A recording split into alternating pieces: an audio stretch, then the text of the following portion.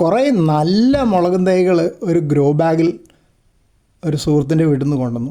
അപ്പോൾ അതിന് വളരാൻ സ്ഥലമില്ലാത്തതുകൊണ്ട് കുറച്ച് ചെടിച്ചട്ടികളിലേക്ക് പറിച്ച് നടാമെന്ന് തീരുമാനിച്ചു.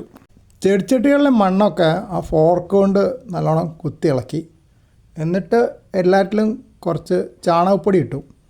ഉണങ്ങിയ ചാണകപ്പൊടി 5 കിലോൻ്റെ പാക്കറ്റായിട്ട് ഇവിടെ അടുത്തുള്ള നഴ്സറിയിൽ നിന്ന് വാങ്ങാൻ കിട്ടും. വിളിച്ച് പറഞ്ഞാൽ മതി, അവരോട് കൊണ്ടുതരും.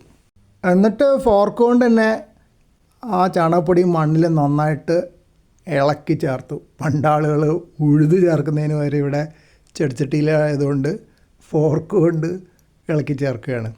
പിന്നെ മൺകോരി ഉപയോഗിച്ചിട്ട് ഓരോ ചെടിച്ചട്ടിയിലും ഒരു സാമാന്യം വലുപ്പമുള്ള കുഴി ഉണ്ടാക്കി. മുളക് തൈൻ്റെ വലുപ്പമുള്ള കുഴിയല്ല, അതിലും വീതി വട്ടമൊക്കെ ഉള്ള കുഴികളാണ് ഉണ്ടാക്കിയത്. അതെന്തിനാണെന്ന് പിന്നെ പറഞ്ഞുതരാം. മൺകോരി ഉപയോഗിച്ചിട്ട് മുളക് ചെടികളെ ചുറ്റുമുള്ള മണ്ണടക്കം, അതായത് ചെടിയുടെ വേരുകൾക്ക് കേടുപറ്റരുത്, ചെടി അറിയരുതെന്നാണ് എൻ്റെ കണക്ക്.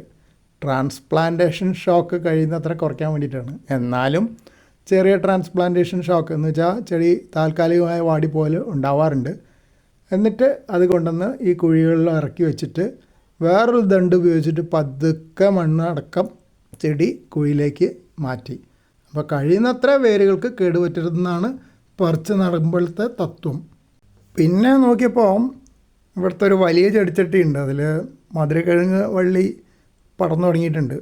6-ാമത്തെ 7-ാമത്തെ മറ്റ വലിയ ചെടിച്ചട്ടിയിലേക്കാണ് മധുരക്കിഴങ്ങ് വള്ളി പടരുന്നത്.